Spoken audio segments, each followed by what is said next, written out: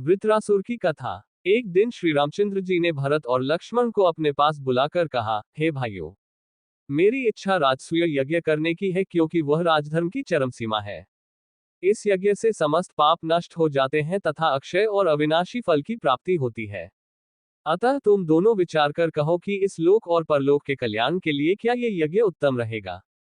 बड़े भाई के ये वचन सुनकर धर्मात्मा भरत बोले, महाराज, इस पृथ्वी पर सर्वोत्तम धर्म, यश और स्वयं ये पृथ्वी आप ही में प्रतिष्ठित है। आप ही इस संपूर्ण पृथ्वी और इस पर रहने वाले समस्त राजा भी आपको पितृतुल्य मानते हैं।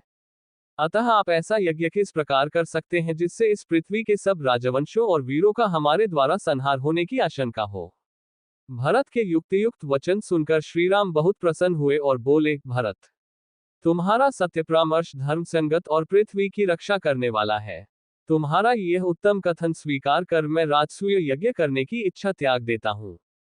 तत्पश्चात लक्ष्मण बोले, हे रघुनंदन, सब पापों को नष्ट करने वाला तो अश्वमेध यज्ञ भी है। यदि आप यज्ञ करना ही चाहते हैं तो इस यज्ञ को कीजिए। महात्मा इंद्र के विषय में ये प्राचीन वृतांत सुनने में आता है कि जब इंद्र को ब्रह्महत्या लगी थी, तब वे अश्वमेध यज्ञ करके ही पवित्र हुए थे। श्री राम द्वारा पूरी कथा पूछने पर लक्ष्मण बोले, प्राचीन काल में वृत्रासुर नामक असुर पृथ्वी पर पूर्ण धार्मिक निष्ठा से राज्य करता था। एक बार वह अपने ज्येष्ठ पुत्र मधुरेश्वर को राज्य भार सौंपकर कठोर तपस्या करने वन में चला गया। उसकी तपस्या से इंद्र का भी आसन हिल गया। वह भगवान विष्णु के पास जाकर बोले कि प्रभो, तपस्या के बल से वृत्रासुर ने इतनी अधिक शक्ति संचित कर ली है कि मैं अब उस पर शासन नहीं कर सकता। यदि उसने तपस्या के फलस्वरूप कुछ शक्ति और बढ़ा ली तो हम सब देवताओं को सदा उसके अधीन रहना पड़ेगा। इसलिए प्रभो, आप कृपा करके संपूर्ण लोकों को उसके आधिपत्य से बचाइए। किसी भी प्रकार उसका वध कीजिए। देवराज इंद्र की यह प्रार्थना सुनकर भगवान विष्णु बोले कि यह तो तुम जानते हो देवराज, मुझे वृत्रासुर से स्नेह है, इसलिए मैं उसका वध नहीं कर सकता, परंतु तुम्हारी प्रार्थना भी मैं अस्वीकार नहीं कर सकता। इसलिए मैं अपने तेज को 3 भागों में इस प्रकार विभाजित कर दूंगा जिससे तुम स्वयं वृत्रासुर का वध कर सको। मेरे तेज का एक भाग तुम्हारे अंदर प्रवेश करेगा, दूसरा तुम्हारे वज्र में और तीसरा पृथ्वी में, ताकि वह वृत्रासुर के धराशायी होने पर उसका भार सहन कर सके। भगवान से यह वरदान पाकर इंद्र देवताओं सहित उस वन में गए जहां वृत्र तपस्या कर रहा था।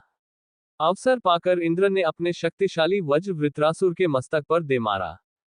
इससे वृत्र का सिर कटकर अलग जा पड़ा। सिर कटते ही इंद्र सोचने लगे, मैंने एक निरपराध व्यक्ति की हत्या करके भारी पाप किया है। ये सोचकर वे किसी अंधकारमय स्थान में जाकर प्रायश्चित करने लगे।